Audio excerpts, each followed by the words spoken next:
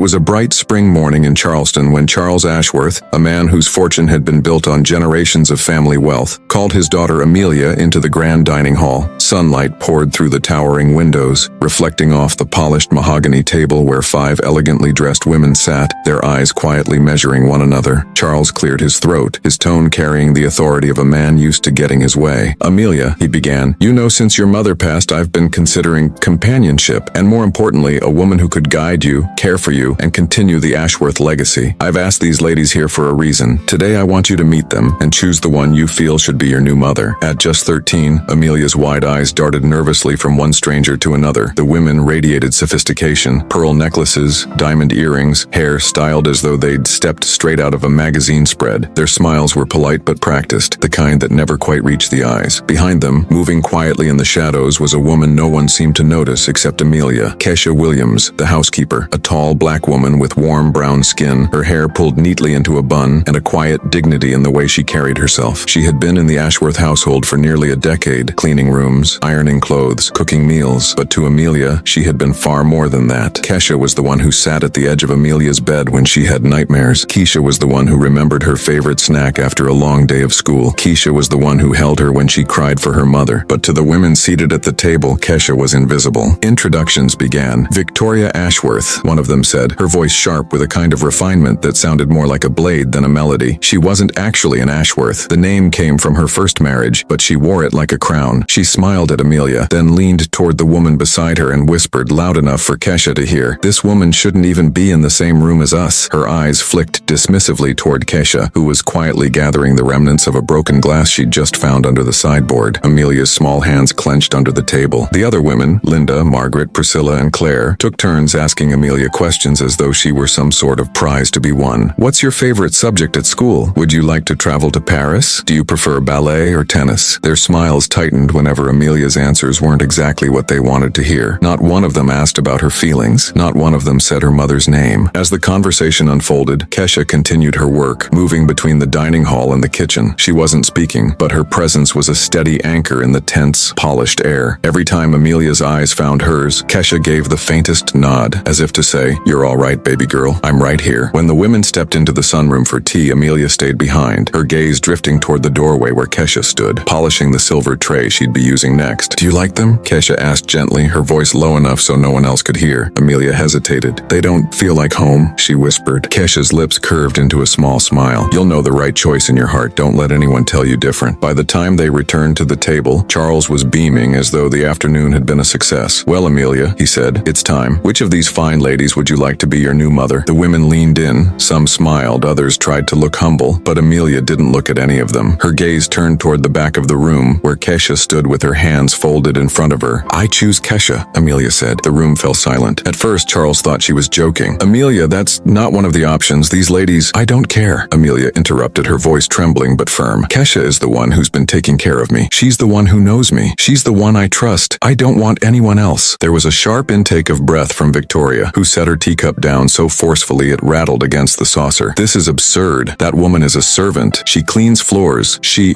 raised me," Amelia said, cutting her off. Charles's jaw tightened. He had built his life around appearances, the right circles, the right investments, the right family image. The idea of marrying the black housekeeper of his estate was not just socially unthinkable. To him, it was impossible. But there was something in Amelia's voice he hadn't heard in years. Certainty. Kesha, for her part, stood frozen. She hadn't asked for this. In fact, she'd spent most of her life avoiding situations that could bring her into direct conflict with the powerful people she worked for. She knew what was at stake. In this city, in this family, lines were drawn in ways that weren't spoken aloud but were enforced all the same. And she knew crossing them could cost her not just her job, but her safety. "I appreciate the sentiment, Miss Amelia," she said softly. "But your father—" "My father doesn't get to decide who I love," Amelia said. Her cheeks were flushed now, her voice rising. "He told me to choose, and I choose you." The tension in the room thickened like a storm about to break. Margaret, the most refined of the women, turned to Charles with a pointed smile. "This is exactly why children don't make these kinds of decisions. They're emotional, impulsive." But Amelia wasn't backing down. "No, I'm not impulsive. I'm telling the truth. None of you have even looked at me like you care. Kesha always has." Victoria laughed, a cruel, brittle sound. "She's manipulating you, darling. She knows exactly how to play this little role to make you pity her." The words struck Kesha like a slap, but she kept her composure. Dignity had always been her shield. She straightened her back, her voice calm but unshakable. "I don't need pity, Miss Victoria. I've worked for everything I have. have. I've earned my place in this home by caring for Amelia with the love I would give my own child. That's not manipulation, that's motherhood. Silence fell again, but this time it was different. The truth in Kesha's words hung in the air, undeniable and heavy. Charles stood, his hands braced on the table, his face unreadable. This discussion is over. Amelia, go to your room. Amelia didn't move. She looked at her father, really looked at him, and realized something she hadn't wanted to believe. The man who had always told her family came first didn't actually mean it. Not if it meant challenging the way things were supposed to look. And for the first time in her life, she felt older than her years. Par deux, conclusion. Amelia stood her ground, her small frame rigid against the wave of disapproval that seemed to press in from every corner of the room. Charles's eyes narrowed, not in anger at his daughter, but in the discomfort of a man confronted with a truth he could neither control nor ignore. I'm not going to my room, Amelia said, her voice quiet but steady. If you told me I could choose, then you have to accept my choice, and I choose Kesha, no one else. Victoria leaned back in her chair, a smirk dancing at the corner of her lips as though she were witnessing an amusing scene in a play. Children can be so dramatic, she said, her tone dripping with condescension. But let's not forget, this is about the Ashworth name, the legacy. She pronounced the word as if it were sacred scripture. Kesha shifted uncomfortably, the weight of the moment settling in her chest. She hadn't asked to be part of this display, yet here she was, in the center of a storm she knew all too well. She'd seen the way wealthy white families talked about her kind, the quiet judgments disguised as politeness, the lines drawn so firmly that no amount of service could cross them. Mr. Ashworth, she said evenly, I don't want to cause trouble for you or for Amelia. I am proud of the work I do, but I know my place in your world. Amelia spun around, her eyes blazing. Your place is with me. You're the one who tucks me in. You're the one who remembers Mom's birthday when Dad forgets. You're the one who holds my hand when I'm scared. That's not about your job. That's about love. The words cut through the room, stripping away the layers of civility like wind tearing down the petals of a fragile flower. One of the women, Claire, shifted uncomfortably, looking down at her teacup. It was as though Amelia's words had struck something in her, a recognition maybe, of her own failings. But she said nothing. Charles exhaled slowly, his voice dropping into a measured tone. Amelia, Kesha is not suitable. Society would not accept. Society? Amelia interrupted. Society isn't my family. Society doesn't care if I'm happy. Society didn't stay up with me all night when I was sick. Kesha did. Kesha felt the sting of tears at the corners of her eyes, but she refused to let them fall. This wasn't just about affection. It was about worth. Hers, Amelia's, and the worth of every woman who had ever been told she was good enough to serve, but not good enough to belong. Charles straightened, his gaze shifting from his daughter to Kesha. You've been good to her, he said quietly, almost reluctantly. But what? Kesha's voice was calm, but there was steel in it now. But I'm black, but I was hired to clean your floors, so I can't be trusted to sit at your table? Is that it, Mr. Ashworth? The room went still. No one had ever spoken to Charles Ashworth like that, certainly not someone in Kesha's position. He didn't answer, because if that's the reason, Kesha continued, then you're not just telling me I'm not good enough for Amelia. You're telling Amelia that the people she loves can be thrown away if they don't fit into a picture you've decided is worth keeping. The words landed like a hammer. Margaret glanced toward the window, avoiding everyone's eyes. Victoria's smirk faltered. The silence was no longer polite. It was the kind that revealed the ugly truth no one wanted to name. Amelia stepped closer to Kesha, sliding her small hand into hers. You always told me to be proud of who I am, she whispered. Kesha squeezed her hand gently. And you should be, baby girl. Always. Charles's eyes softened, if only for a moment, but years of status, reputation, and fear of judgment wrapped around him like chains. I need time to think, he said finally, his voice low, but Amelia wasn't waiting for permission. You can think all you want, she said, but I know what's right, and I'm not changing my mind. Over the next few days, the house became a silent battlefield. The 5 women left one by one, muttering polite goodbyes, their chances of becoming Mrs. Ashworth evaporating the moment Amelia had made her declaration. Charles avoided the subject entirely, burying himself in work, but Amelia kept close to Kesha, helping in the kitchen, folding laundry, even following her out into the garden when she hung fresh sheets to dry. They didn't talk much about that afternoon, but the bond between them was stronger than ever. Then on a rainy Thursday evening, Charles came home early. He found Amelia and Kesha sitting at the kitchen table, a puzzle spread out before them. He stood in the doorway for a long time, watching. Kesha looked up first. Her expression was neutral, guarded. Amelia simply smiled. Hi, Dad. Charles stepped into the room, clearing his throat. I've made a decision. Kesha's shoulders tensed. Amelia sat up straighter. I won't be marrying anyone, Charles said. Not now, maybe not ever. But he paused, glancing at Kesha. You're right, Amelia. She's been here for you in ways I haven't, and that matters. It wasn't an apology, not exactly, but it was the closest Charles Ashworth had ever come to admitting he was wrong. Kesha nodded slowly. I appreciate that, Mr. Ashworth. Amelia grinned and threw her arms around him. Thank you. Charles returned the hug, but his eyes met Kesha's over Amelia's shoulder. There was no warmth there, but there was something else, a quiet acknowledgement, maybe even respect. From that day forward, Kesha's place in the Ashworth household was different. She was still the housekeeper, but she was no longer treated as invisible. Charles introduced her by name when guests arrived. He asked for her opinion on Amelia's schooling, and though society's whispers didn't fade, he stopped caring quite so much about them. For Amelia, nothing changed because to her, Keisha had always been family. But for Keisha, it was a shift she had fought her whole life to see. Recognition not for her labor, but for her humanity. And in that grand Charleston home, where portraits of pale-faced ancestors stared down from gilded frames, there now lived a truth that no amount of money or social standing could erase. That love, loyalty, and dignity could not be bought or chosen from a list of names at a dining table. They had to be earned. Kesha had earned hers 1,000 times over, and Amelia, still just a girl but wiser than most grown women, knew she would spend her life making sure the world never forgot it.